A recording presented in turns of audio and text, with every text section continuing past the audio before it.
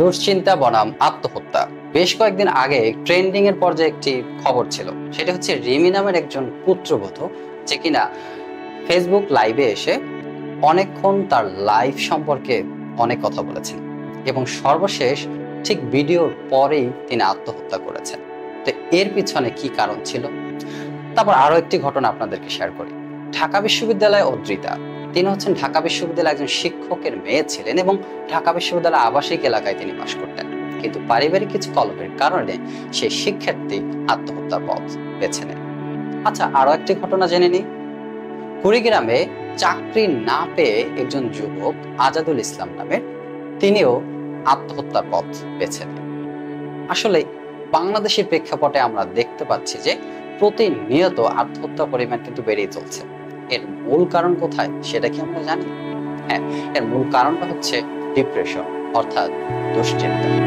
বাংলাদেশের জাতীয় মানসিক স্বাস্থ্য ইনস্টিটিউট ও বিশ্ব স্বাস্থ্য সংস্থার উদ্যোগে ঢাকা পরিচালিত একটি জরিপে দেখা গেছে শিশু কিশোরদের 18% বেশি বিষণ্ণতা আক্রান্ত। বিশ্ব স্বাস্থ্য সংস্থার ধারণা 2023 সাল নাগাদ বিশ্বে আর্থসামাজিক ক্ষেত্রে বড় সংকটের তৈরি করতে যাচ্ছে এই বিষণ্ণতা।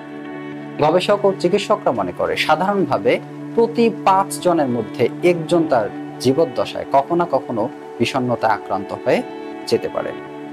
বিষণ্ণতা আসলে কি, চলুন একটু জেনে নিই। বিষণ্ণতাকে একটি গুরুত্বপূর্ণ মানসিক স্বাস্থ্য সমস্যা হিসেবে বিবেচনা করা হয়, কারণ শুরুতেই এর প্রতি যথাযথ দৃষ্টি না দিলে এ থেকে গুরুতর সমস্যা তৈরি হতে পারে। মনোচিকিৎসক মুনতাসির মারুফ বলেছেন, বিষণ্ণতা আক্রান্তদের মধ্যে 15% মধ্যে আত্মহত্যার প্রবণতা তৈরি হয়ে থাকে। তবে বিষণ্ণতা বলতে অনেকে মন খারাপকেও বুঝে থাকেন। একজন মানুষের কোনো বিষয়ে প্রত্যাশা পূরণ না হওয়া বা এ ধরনের নানা কারণে মন বিষণ্ণ হতেই পারে, কিন্তু যখনই রোগ হবে সেটা একটু ভিন্ন।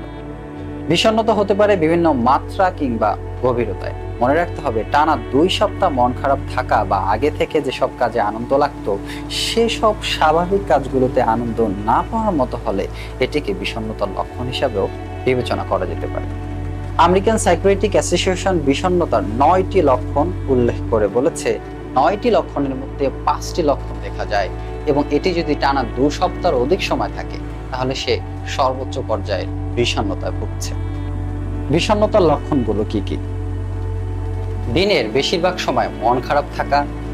আমরা যেসব কাজে সবচেয়ে বেশি আনন্দ পাই সেসব কাজে আগ্রহ বা আনন্দ কমে যাওয়া। খাবারে অরুচি তৈরি হওয়া বা রুচি কমে যাওয়া। ওজন কমে যাওয়া, কাজে ও চিন্তায় ধীরগতি হয়ে যাওয়া এবং ঘুম অস্বাভাবিক হারে কমা অথবা বেড়ে যাওয়া। নিজেকে নিয়ে নেতিবাচক চিন্তা করা বা নিজেকে দায়ী মনে হওয়া, সবকিছুতেই। তো সিদ্ধান্তহীনতা বা মনোযোগ কমে যাওয়া এবং খুব তীব্র হলে আত্মহত্যার চিন্তা, পরিকল্পনাও চেষ্টা করা। এই 9টি লক্ষণ আমাদের বিষণ্ণতাকে কিন্তু সহজেই আমরা শনাক্ত করতে পারি। আচ্ছা, এই যে বিষণ্ণতা, প্রত্যেকটা বয়সের মানুষের কিন্তু বিভিন্ন রকম বিষণ্ণতা দেখা যায়। অর্থাৎ শিশু কিশোরদের এক রকমের বিষণ্ণতা, আবার যারা একটু বয়োবৃদ্ধ তাদের আবার অন্য রকমের বিষণ্ণতা। চলুন আমরা বয়স ভেদে কি কি ধরনের বিষণ্ণতা থাকতে পারে সেটা একটু জানি। বিষণ্ণতা এমন একটি বিষয় যেটি কিনা যে কোনো বয়সের মানুষের ক্ষেত্রে হতে পারে। প্রাপ্তবয়স্কদেরই বেশি দেখা যায় বিষণ্ণতার ক্ষেত্রে, তবে যে কোনো বয়সী মানুষ এতে আক্রান্ত হতে পারেন পারিপার্শ্বিক নানা কারণে। জেলা পর্যায়ে একটি হাসপাতালে কাজের অভিজ্ঞতার আলোকে একজন গবেষক বলেছেন, প্রাপ্তবয়স্কদের অনেকেই হাসপাতালে আসেন নানা শারীরিক সমস্যা নিয়ে, কিন্তু যখনই একটি ডিটেলসে যাওয়ার চেষ্টা করি তখন দেখতে পাই শারীরিক সমস্যা আসলে না, সমস্যাটা মানসিক বা বিষণ্ণতা এগুলো থেকে। তবে শিশু কিশোরদের মধ্যে নানা কারণে বিষণ্ণতার আক্রান্ত হবার সুযোগও বেশি থাকে। যেমন প্রেমে ব্যর্থতার কারণে অনেকে এই সমস্যা আক্রান্ত হন। তাই এ ধরনের ক্ষেত্রে শিশু কিশোরদের মানসিক সহায়তা জরুরি বলে মনে করেন গবেষকরা। বর্তমানে একটি বিষয় আমরা ভালোভাবে জানি যে মানুষ যে এত এত বিষণ্ণতা ভোগে, এর কিন্তু কিছু কারণ আছে। আসলে কি কি কারণে মানুষ বর্তমান প্রেক্ষাপটে বিষণ্ণতা ভোগে এটি সবাই আপনার চারপাশে দেখেন। যেমন ধরেন, আপনাদের পারিবারিকভাবে অনেক কলহ দেখা দেয়, অনেকভাবে দেখা যায় যে স্বামী স্ত্রীর মাঝে ডিভোর্স, একটু সমস্যা হলেই তাদের ডিভোর্স হয়ে যায়, এখান থেকে একটা বিষণ্ণতা তৈরি হয়। আবার কেউ আছেন চাকরি না পেয়েও বিষণ্ণতা তৈরি হয়। আবার কেউ কেউ এমন এমন শিশু কিশোররা রয়েছে যারা কিনা বিভিন্ন প্রেম ঘটিত কারণেও আবেগের বশীভূত হয়ে আত্মহত্যার পথ বেছে নেয় এই বিষণ্ণতার কারণে। আচ্ছা, এখন আমরা বিষণ্ণতা সম্পর্কে তো হাজারো তথ্য জানলাম। এখন সবচেয়ে ইম্পর্টেন্ট একটা বিষয় আপনাদের কাছে শেয়ার করব। এই যে বিষণ্ণতাগুলো আমাদের মাঝে তৈরি হচ্ছে, অবশ্যই এই বিষণ্ণতা থেকে আমরা একটু সরে আসতে চাই, রাইট? ওকে, চলুন আমরা কিভাবে এত বিষণ্ণতা থেকে নিজেকে মুক্ত করতে পারি সেটি জেনে নিই। বিষণ্ণতা কাটানোর উপায় কি? বিষণ্ণতা আসলে 3 ধরনের হয়। একটা হচ্ছে মৃদু, আর একটা হচ্ছে অল্প, আর একটা হচ্ছে বেশি। মৃদু বিষণ্ণতা নিজে থেকেই ঠিক হয়ে যায়, আবার অল্প হলে কারোর সাথে শেয়ার করা বা সামাজিক মিথস্ক্রিয়া বাড়ালে কাজে লাগে।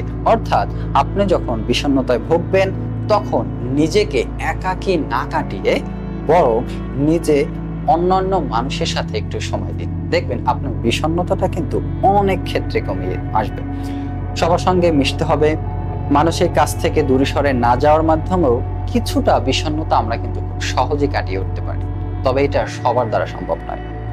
যাই হোক, আর একটা বিশ্লেষণে আমরা পাই যে বিষণ্ণতা কাটিয়ে ওঠার আরো একটি প্রধান মাধ্যম হচ্ছে শারীরিক পরিশ্রম বা শরীর চর্চা করা।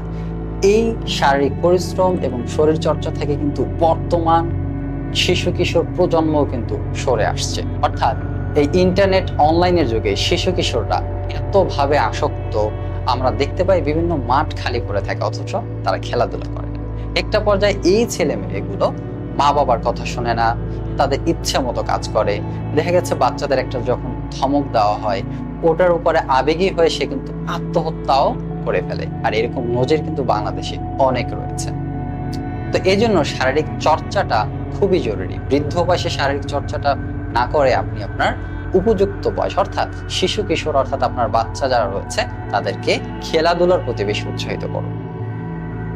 সবচেয়ে গুরুত্বপূর্ণ হলো মানসিকভাবে দৃঢ় থাকা ও আত্মবিশ্বাস রাখা যে আমি পারবো, আমাকেই পারতে হবে। এজন্য নিজের ইতিবাচক বিষয়গুলোকে ফোকাস করা যেতে পারে এবং ভালো কাজগুলো চর্চা করা। তবে দৈনন্দিন জীবনযাপনের কাজ কিংবা পড়ালেখা বা পরিবারের সাথে সম্পর্ক খারাপ হতেই থাকলে বা কেউ যদি ক্রমাগত নিজে গুটিয়ে নিচ্ছে বলে মনে হয়, তাহলে আপনি মনে করবেন আপনি বিষণ্ণতার মধ্যে ভুগছেন। কিছুক্ষণ আগে কিন্তু আমরা বিষণ্ণতা নিয়ে অনেক তথ্য জেনেছি যে কিভাবে বিষণ্ণতা হয় আর কিভাবে বিষণ্ণতা থেকে আমরা নিজেকে কাটিয়ে উঠতে পারি। তবে এর প্রধান মাধ্যম হচ্ছে আপনার মনকে শক্ত করা। অর্থাৎ আপনি যে পর্যায়ে থাকুন না কেন, আপনি যে স্থানে থাকুন না কেন, আপনি আপনার মনকে সবসময় মনোবলকে শক্ত করে রাখবেন যে হ্যাঁ আমিই পারবো। এখন না হয় কাল, না হয় পরশু, হলেও আমি অবশ্যই পারবো। এটা আপনার দ্বারাই সম্ভব।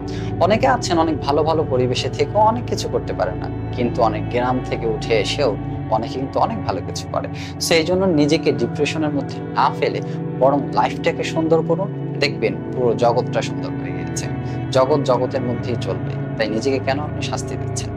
এখন কথা হচ্ছে আমরা বিষণ্ণতাকে না বলবো এবং বিষণ্ণতা থেকে দূরে রাখবো এবং আমাদের প্রত্যেকটা চিন্তা চেতনা হবে ইতিবাচক। আমরা সবসময় নেতিবাচক চিন্তা চেতনা থেকে নিজেকে সরে রাখবো এবং অবশ্যই বেশি বেশি করে শরীর চর্চা করবেন। এর বিষণ্ণতা নিয়ে এই পর্যন্তই ছিল। আমাদের কমেন্ট বক্সে আপনার নিজেদের ব্যক্তিগত মতামতগুলো জানিয়ে রাখতে পারেন। তো সবার প্রতি শুভকামনা রইল। সবাই বিড়লা এডুকেশনের সাথে থাকবেন। আল্লাহ হাফেজ।